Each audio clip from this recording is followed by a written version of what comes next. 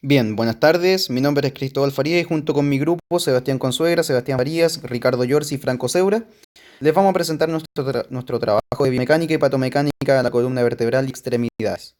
Este trabajo consiste en una revisión sistemática en el cual vamos a responder una pregunta de investigación en pacientes con dolor lumbar. ¿Existe relación entre la degeneración discal e infiltración grasa según examen de resonancia nuclear magnética y biopsias? Bueno, antes de responder la pregunta de investigación debemos entender un poco de anatomía del raquis lumbar. El raquis lumbar es una estructura compuesta por cinco vértebras lumbares que se pueden dividir en típicas y atípicas, siendo las típicas de L1 a L4 y las atípicas solamente L5. El cuerpo vertebral de la región lumbar va a ser bastante voluminoso en comparación a la región torácica y a la región cervical y va a tener forma de riñón siendo mayor su diámetro lateral que su diámetro anterior. El foramen vertebral va a tener una característica que tiene una forma de un triángulo, al igual que en la región cervical, debido a que debe proteger las intumescencias, ¿ya? La intumescencia lumbar en este caso. Las vértebras lumbares se caracterizan por tener una lámina y un pedículo bastante cortos y gruesos, y vamos a ver después que tienen relación con la carga que reciben la región lumbar. El proceso espinoso es algo más aplanado, orientado de forma más horizontalizada. Y aquí hay una diferencia bastante importante a nivel de la vértebra lumbar L5, que es más puntiforme. De hecho, se nota aquí en esta figura. em, que las otras vértebras lumbares típicas. La orientación de la articulación facetaria va a ser 90 grados y vamos a tener que va a tener cierta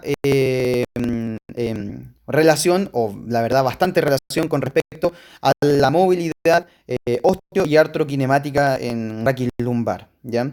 Con respecto a los componentes de estabilización, las articulaciones facetarias que son de tipo sinovial plano y la articulación cartilaginosa sínfisis de la intervertebral, ¿ya? Está compuesta por los discos intervertebral y cada vértebra, va a estar estabilizada por un ligamento supraespinoso, interespinoso, intertransverso, el ligamento amarillo, el ligamento longitudinal anterior y posterior, siendo el posterior en esta zona más delgado, más angosto, y siendo el anterior en esta zona mucho más grueso, ¿ya? La relación con el sistema nervioso debemos tener bastante claro. Es que a nivel de L2 termina la médula espinal, según Carol Oatis. A nivel de L2 termina la médula espinal. Y ahí quedaría, bueno, los nervios espinales comienzan a volverse más verticales. Ahí comenzaría el cono medular. Al volverse los nervios más verticales, sería la caudequina, que va a estar cubierta por las tres meninges espinales, que va a ser la dura madre, la aracnoides y la pía madre, las cuales se van a anclar al coxis mediante el filum terminal. Los nervios espinales, al volverse más verticales en su emergencia del foramen intervertebral, eh, se van a volver nuevamente más horizontales, por lo que van a estar sometidos quizás a alguna compresión desde el punto de vista morfológico. Por ende, van a necesitar un componente de estabilidad como el saco dural mediante el ligamento de Hoffman. Bien. Con respecto al disco intervertebral, es una estructura fibrocartilaginosa compuesta por el anillo fibroso y el núcleo pulposo, que este último tiene un alto contenido de agua y colágeno tipo 1, mientras que el anterior tiene un componente de colágeno tipo 2 y menor cantidad de agua, ¿ya? El colágeno es una proteína que le da la característica, si podemos llevarlo a un modelo físico-matemático, el colágeno tiene la capacidad de, si graficamos una curva de stress-strain, el componente del disco intervertebral, esta proteína le va a dar la capacidad de no salirse de su fase elástica en un disco intervertebral sano, ¿ya? De hecho, la placa terminal vertebral es la que recibe la carga, la que transmite la carga hacia el núcleo pulposo, y este, por su alto contenido de agua, se va a deformar en sentido radial y así poder, con la compresión, y así poder tensar el anillo fibroso. Y aquí tenemos que el disco intervertebral no solamente cumple la función de amortiguar carga, sino que también de tensar, ¿sí? Sino que también la función de tensar, de tensión. Y en un disco intervertebral sano debemos saber que tenemos una especie de tripoidismo en cuanto a la carga. El disco intervertebral puede recibir el 80% de la carga, mientras que el restante, el otro 20%, se distribuye entre las dos articulaciones facetarias y entre el pedículo y la lámina. Esto según Carl Oatis.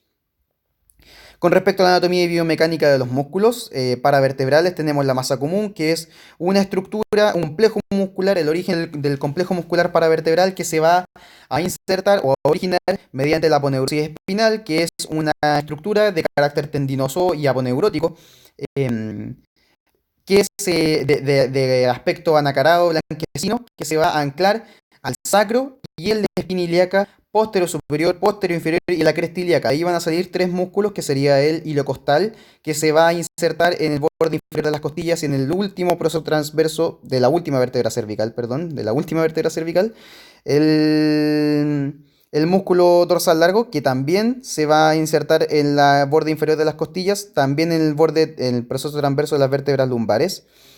Y el músculo espinoso, que este, bueno, va a tener cierta inserción en los procesos espinosos lumbares y también va a llegar al proceso espinoso de las vértebras cervicales, en donde se va a fusionar con el ligamento nucal. Sí, la función es que si se activan de forma unilateral, pueden realizar inclinación o bilateral, pueden realizar extensión. Sin embargo, los paravertebrales, al igual que los multífidos, tienen una función más de estabilización de raíz vertebral. En cuanto a los multífidos, son músculos transversos espinosos que, bueno, su nombre lo dice, se originan en un proceso transverso y se insertan en un proceso espinoso, y su función va a ser la rotación contralateral y la inclinación ipsilateral. Y también no debemos olvidar la importante conexión que tienen los multífidos con nuestro sistema nervioso, debido a que estos tienen un alto contenido de órganos tendinosos de Golgi y uso muscular. Por ende, tienen una importante relación con la vía espinocerebelosa y en la corrección de los movimientos. Con respecto a la biomecánica, ahí tenemos los rangos de movimiento. Flexo-extensión tenemos un rango entre 50 y 15 grados, la inclinación 20 grados, y lo que decíamos en la región anatómica, las rotaciones son solamente 5 grados, y esto es debido a la disposición de las facetas articulares en 90 grados. Y esta tabla es una tabla de resumen por movilidad segmentaria. Vemos bien que la rotación en todos los segmentos es la que tiene menor rango de movimiento, ¿sí? En pacientes, bueno, ahora la pregunta de investigación: en pacientes con dolor lumbar, ¿existe relación entre la degeneración discal e infiltración grasa según examen de resonancia nuclear magnética y biopsias? Bueno, debemos contextualizar y entender que el dolor lumbar es una de las causas mayores, no solamente a nivel nacional, sino que a nivel internacional, de ausentismo laboral. Por ende, entender, relacionar las alteraciones discales y musculares con todas las disfunciones neuromusculares ocasionadas por una infiltración grasa va a ser muy importante para el futuro manejo quiropráctico que vamos a tener con nuestros pacientes, entendiendo que el dolor lumbar va a ser multifactorial. Nuestras estrategias de búsqueda se basaron principalmente en una base de datos de PubMed, ScienceDirect y Google Scholar en el año 2015 hasta noviembre del año 2019. Dentro de nuestros criterios de inclusión incluimos las personas con dolor lumbar, infiltración grasa de los músculos paravertebrales, degeneración discal, y los criterios de exclusión: alteración del ROM y evaluación de la funcionalidad. El primer artículo científico es la degeneración de los músculos lumbares en individuos con patologías degenerativas crónicas de la columna vertebral, ¿ya? De la columna lumbar. El propósito de este es estudiar las características estructurales del músculo que están directamente relacionadas con la función de la columna, como el contenido del tejido y la degeneración de la fibra muscular, ¿ya? Es un estudio observacional prospectivo de corte transversal, en el cual tiene un N de 22 pacientes sometidos mediante biopsia del músculo multífido y sin ningún diagnóstico o afección neurológica sistémica, ¿ya? Se clasificaron según, bueno, el grado de infiltración grasa se clasificó según el grado de Caer y se clasificaron en 3 pacientes en grado 0, 13 pacientes en grado 1 y 6 pacientes en grado 2, ¿ya? Y tenemos que la edad se correlaciona con el aumento del grado de Caer, ¿sí?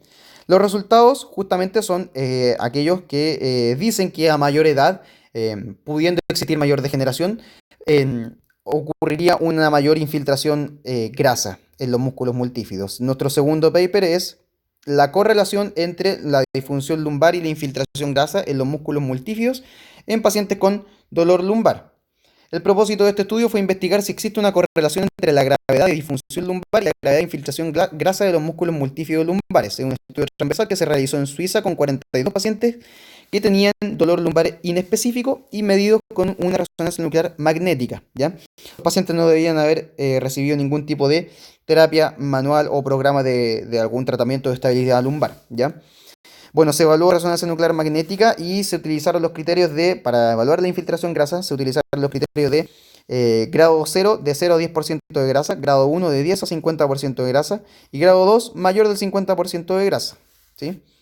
La resonancia nuclear magnética. Son muchos resultados dentro del cual podemos destacar que la edad, a mayor edad, se correlaciona significativamente con un aumento de la infiltración grasa a nivel de los músculos paravertebrales o los multifidus, siendo que podríamos asociar alguna condición degenerativa con la infiltración grasa a nivel de los multífidos. Nuestro tercer paper es la expresión el aumento de la expresión del gen fibrogénico en los músculos multífidos en pacientes con dolor crónico versus los pacientes con dolor agudo lumbar, ¿ya?